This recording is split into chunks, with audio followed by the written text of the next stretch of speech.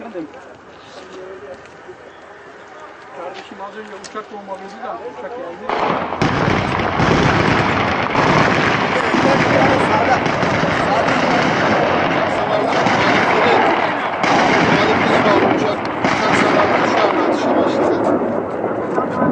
Şu yakınlarına sesini duyuyoruz. Uçak şu anda sorgu yapıyor. Uçak sabah başına dönecek. Şu anda muhalifler tarafından.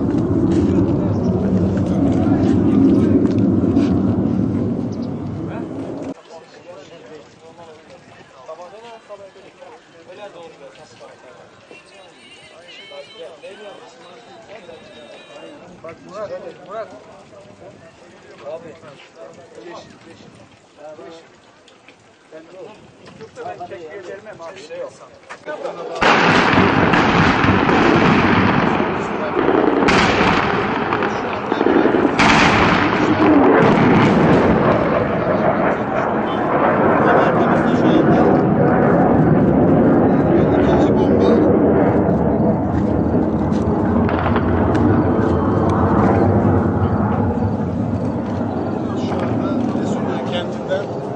Dumanlar yükseliyor. 2 sortu yaptı. Su ordusuna bağlı uçaklar ve bombalar sonucunda 2 yer isabet aldı. Uçaklar yaklaştığında her zamanki muhalif güçlü uçak sabah başına gördüğünüz gibi Resulyan dumanlar içinde. Şu anda Grafta.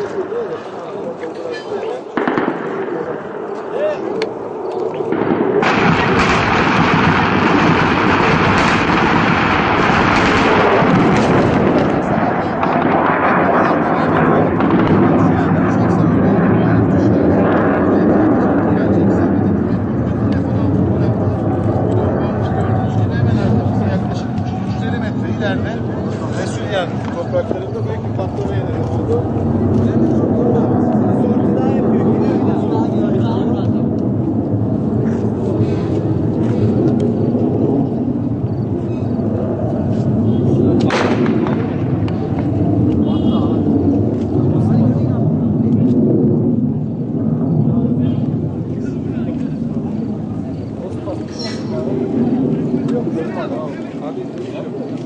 Al geçinden gerek. Aa niye sıkmadın? Eşek sıksak olur da.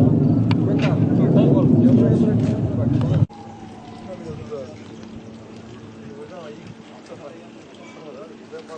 Bunlar da niye patlamadan?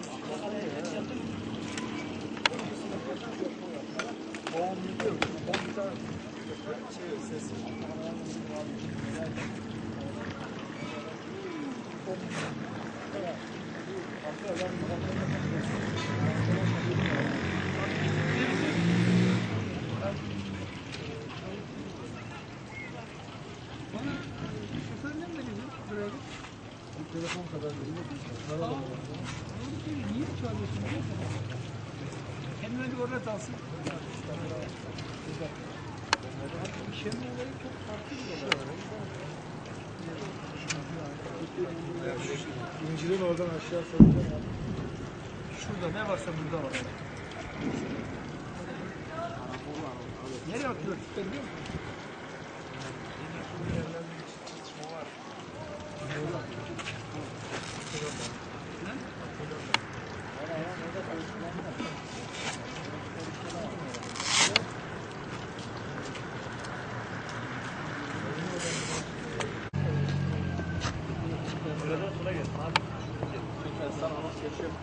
Buraya geçti mi?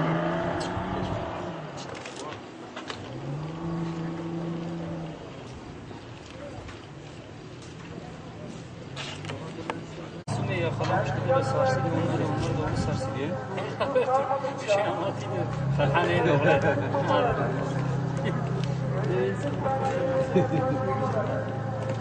Abi selamünaleyküm.